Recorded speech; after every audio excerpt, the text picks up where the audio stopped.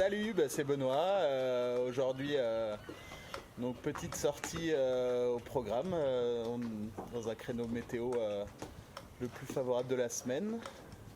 C'est-à-dire que ça va pas être très violent, mais ça va être quand même sympa, je pense. Donc on va voir ça ensemble.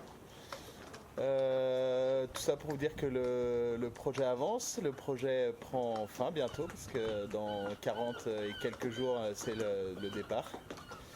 Après 2 ans de préparation, 2 ans d'entraînement, voilà, on y est quoi. Donc maintenant c'est la course jusqu'à la ligne de départ et il y a encore pas mal de trucs à faire.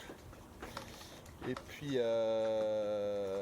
Racing for the Ocean, projet qu'on a créé dans ce projet de Transat, qui démarre aussi sur les chapeaux de roue avec pas mal de nouvelles à venir bientôt, notamment le premier hôtel de France, voire peut-être du monde, sans plastique, donc qui va être fait par notre équipe. Donc plein de bonnes nouvelles et puis j'espère que le petit tour en bateau va vous plaire. Et normalement on est censé se revoir très bientôt. Tchuss.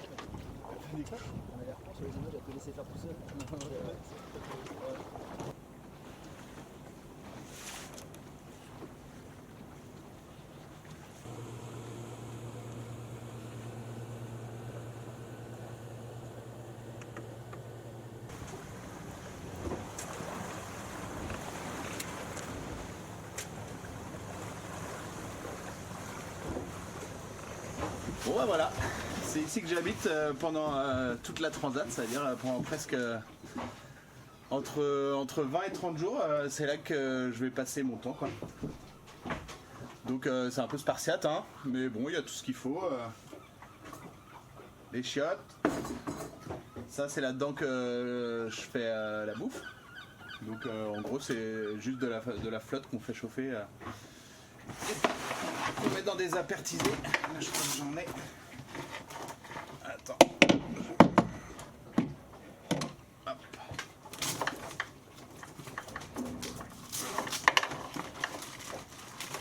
Donc des trucs comme ça, tu vois. Ça, c'est un brownie aux noix. On dirait pas, hein. Voilà, puis tout le matos, les voiles. Là, le Genac qui est ici. La VHF, plus important pour parler aux copains. Là, il y a tout le matos de survie. Donc ça, c'est le conteneur qu'on est censé embarquer en cas d'évacuation du bateau. Donc il y a un peu de tout.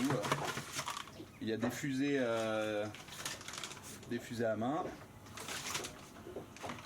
des couteaux, de la bouffe. Enfin, si on peut appeler ça de la bouffe.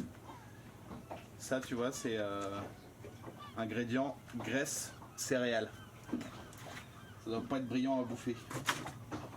Des briquets, des fumigènes, une VHF, il y a un peu de tout là-dedans. Et ça permet de pouvoir contacter les gens, de pouvoir tenir un peu le temps que les secours arrivent si tu es obligé d'abandonner le bateau.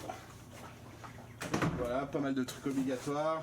Bidon de flotte de survie que tu peux pas toucher pendant toute la durée de la traversée qui est scellée. Voilà, les voiles, les caisses à outils. Et voilà, on a vite fait le tour, hein. En dessous là-bas, vous voyez pas, il y a toutes les lecs. Toutes les lecs, voilà. Puis le matos rangé.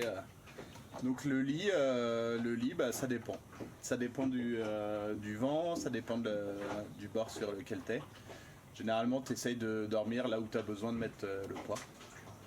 Donc souvent, quand le bateau gîte un peu, tu te mets au vent. Et puis tu essayes de dormir. Généralement, ça c'est mon matelas. Je colle deux sacs de spi, puis je dors dessus. On est plutôt pas mal. C'est assez confort en fait. Donc voilà. Et puis ça, ça c'est ma balise de détresse. Ça c'est le truc que tu déclenches si tu as vraiment un gros souci, quoi.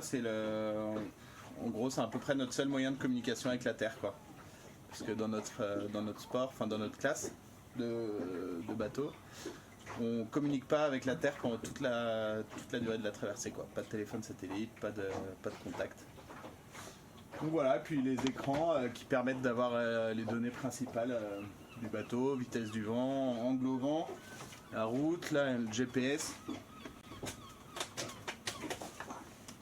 Donc voilà, on a fait le tour, quoi. C'est bien, hein.